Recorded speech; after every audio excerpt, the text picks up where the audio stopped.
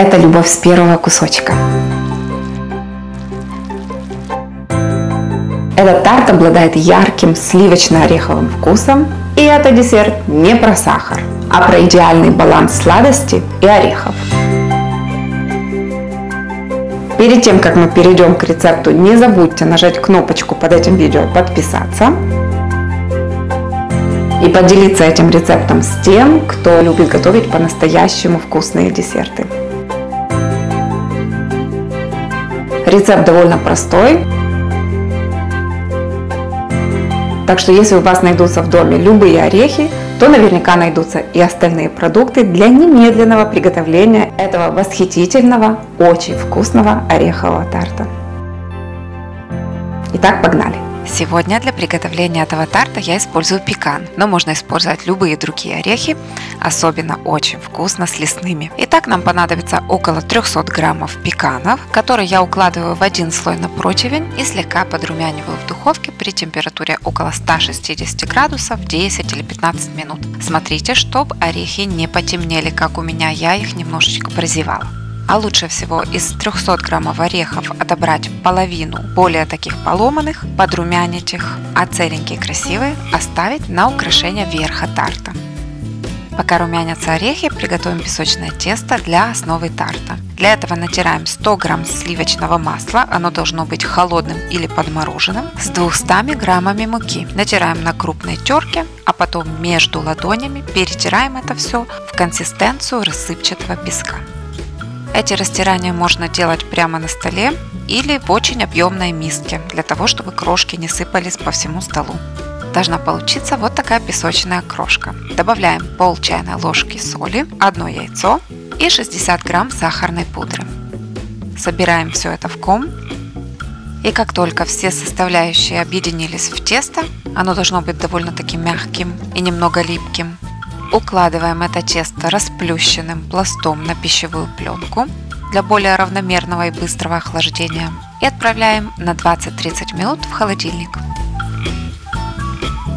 Тем временем 150 грамм более побитых и некрасивых орешков измельчаем в ручном или электрическом измельчителе довольно мелко, но должны присутствовать и крупные фракции, не только мелкие. Вот примерно так должно это выглядеть. У этих подрумяненных орешков совершенно другой, очень интенсивный аромат. Сгружаем их в глубокую миску, добавляем 70 грамм сахара, экстракт ванили или ванильный сахар, 70 грамм сливочного масла комнатной температуры, треть чайной ложечки соли и все перемешиваем. Далее добавляем 1 яйцо. Перемешав ореховую сладкую смесь, получаем вот такую однородную массу. Это будет наша основная начинка. Мой тарт рассчитан на форму диаметром 22 см по дну, 24 по верху, высота бортиков около 2,5 см. Но должна сказать, что форма на несколько сантиметров побольше тоже подойдет. Желательно использовать форму со съемным дном, чтобы можно было легко извлечь и нарезать тарт. Если таковой нет, то дно желательно устелить пергаментом. Итак, раскатываем охлажденное и стабилизированное тесто равномерно такого диаметра, чтобы можно было легко покрыть дно и бортики. Если тесто прилипает к скалке, можно слегка присыпать мукой или нанести муку на скалку. Пока тесто холодное, оно прекрасно отлипает от пергамента, на котором оно было раскатано. Укладываем тесто в форму, тщательно прижимая его к ней. Тесто очень послушное и приятное, кроме того, очень вкусное. При выпечке не теряет форму. Полученные излишки по краю можно обрезать и испечь небольшие печенья. Или заморозить до следующего тарта. Поверьте, он закончится у вас очень быстро. Можно, конечно, края и не обрезать, оставить вот такими небрежными. Получится тарт с высоким бортиком. И в конце карамель не будет иметь шансов вытечь. Это уж на ваше усмотрение. Делаем проколы вилкой по дну, чтобы нигде не образовался пузырь. Получаем вот такую аккуратную форму. Отправляем ее в открытом виде в морозилку минут на 10-15, а пока что разогреваем духовку до 160 градусов Цельсия. Как только заготовка теста слегка подморозилась, выкладываем ровным слоем и выравниваем ореховую начинку и отправляем в духовку примерно на 40 минут. Главное соблюдать вот такую достаточно низкую температуру, около 160 градусов Цельсия, чтобы начинка не начала слишком интенсивно запекаться, тогда она может треснуть и может образоваться пузырь посередине. Но это все ерунда, это все детали, которые не портят вкус и вид этого тарта. Примерно за 10 минут до конца выпечки этой заготовки можно начать варить полукарамель. Полукарамелью я ее называю, потому что мы не карамелизируем сахар. Одновременно в сотейнике мы смешиваем 50 грамм сливочного масла, 50 грамм сахара, 50 грамм меда, 30 грамм сливок и немного соли.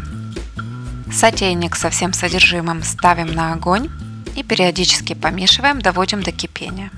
После закипания полученная смесь еще должна побулькать на среднем огне минуты 2 или 3, и полукарамель для заливки готова.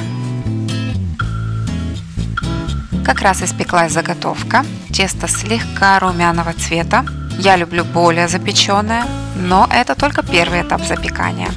На горячую испеченную заготовку укладываем наши красивые пеканы. Напоминаю, что это может быть любой другой орех. Может быть фундук или грецкий орех, или миндаль, а может быть и кешью. Укладываем красиво, аккуратно, более крупные орехи по большему диаметру, внутрь орехи поменьше.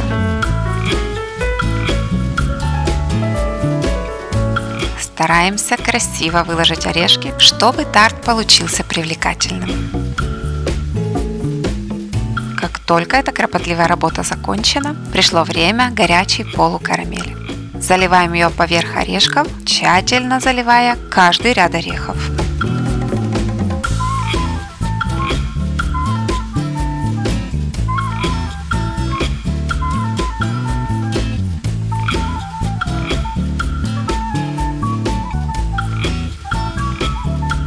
Вся поверхность орехов должна быть залита карамелью. Если где-то орешки остались сухими и их не коснулась карамель, можно кисточкой пройтись по всей поверхности орешков. Тарт в таком виде отправляем в духовку и допекаем еще около 20 минут при температуре 160-170 градусов, пока карамель не начнет пузыриться медленно. Ну и орешки, выложенные по всей поверхности тарта, не приобретут красивый румяный цвет. У меня все-таки карамель, побулькивая, подтекает под низ тарта, ну и пусть у моего тарта даже бока карамельные. Даем тарту немного остыть и аккуратно извлекаем его из формы. Перекладываем на дощечку, на которой мы режем только десерты или фрукты, или на пергамент и разрезаем. Признаюсь, при съемке у меня возникли затруднения с регулировкой цвета. Почему-то моя камера снимала этот тарт в темных тонах. Я приложила много усилий для того, чтобы отрегулировать цвет при монтаже, но все-таки он получился довольно темным. Не волнуйтесь, он не горелый. Он просто почему-то темный получился на видео. Вживую он очень красивый, обладает сочным таким румяным цветом. Нарезается легко и ровно, не крошится. Выглядит очень аппетитно и супер эстетично.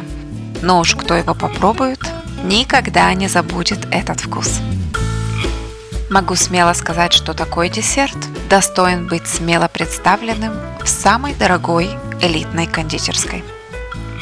От всей души рекомендую вам приготовить этот десерт. У меня нет сомнений, что он вам понравится. Ставьте обязательно лайк. И я иду читать ваши комментарии. Мне очень интересно. А также отвечать на ваши вопросы, если у вас они остались. На этом я с вами прощаюсь. И мы увидимся с вами очень скоро в новом видео. Пока!